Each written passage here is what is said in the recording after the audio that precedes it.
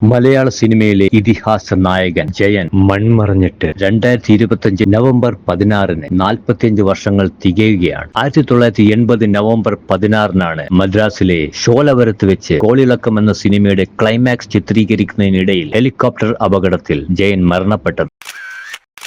ഒരു നടന്റെ വിയോഗത്തിന് ശേഷം 4.5 പതിറ്റാണ്ട് പിന്നിട്ടിട്ടും ജനങ്ങൾ അദ്ദേഹത്തെ ഓർക്കുന്നു എന്നതിലുപരി ആരാധിക്കുന്നു എന്നത് ഒരു അപൂർവതയാണ്. അതിൽ ഏറ്റവും അധികം പ്രത്യേകത എന്തെന്ന് വെച്ചാൽ അദ്ദേഹം ജീവിച്ചിരുന്നപ്പോൾ ജനിച്ചിട്ടില്ലാത്ത ആളുകളും പിന്നീട് അവർ വളർന്നു വലുതായി അവരുടെ മക്കൾ ജനിച്ചപ്പോൾ അങ്ങനെ അടുത്ത തലമുറയിലെ ആളുകളും ആ നടനെ ആരാധിക്കുന്നു. അത് ലോക ചരിത്രത്തിൽ തന്നെ അത്യപൂർവമായി മാത്രം കാണാൻ കഴിയുന്ന ഒരു പ്രതിഭാസമാണ്. ഇത്രയധികം ജനങ്ങളെ സ്വാധീനിക്കാൻ ആ നടന് കൂടുതൽ കാലദൈർഘ്യമൊന്നും കിട്ടിയിട്ടില്ല. നായകനായി കേവലം 1.5 വർഷം മാത്രമാണ് അദ്ദേഹം ജീവിച്ചിരുന്നത്.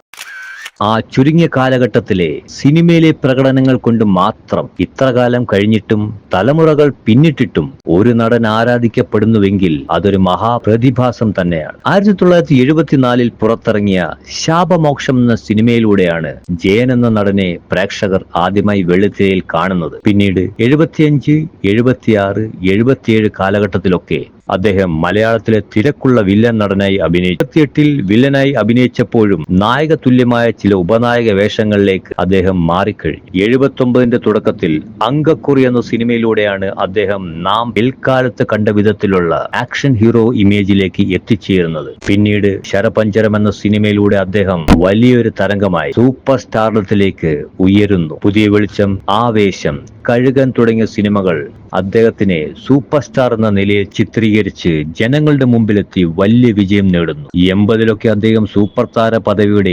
അത്യുന്നതങ്ങളിലെത്തുന്നു. മലയാളത്തിലെ ഏറ്റവും വിലപിടിപ്പുള്ള താരമായി മാറിക്കഴിഞ്ഞു. അതിലും ഒരുപാട് ഉയരങ്ങളിലേക്ക് എത്താനുള്ള സാധ്യതകൾ നിലനിൽക്കവെയാണ് പൊടുന്നനെ ഏവരെയും ദുഃഖത്തിലാഴ്ത്തിക്കൊണ്ട് ആ നടൻ നമ്മെ വിട്ടുപിരിഞ്ഞത്.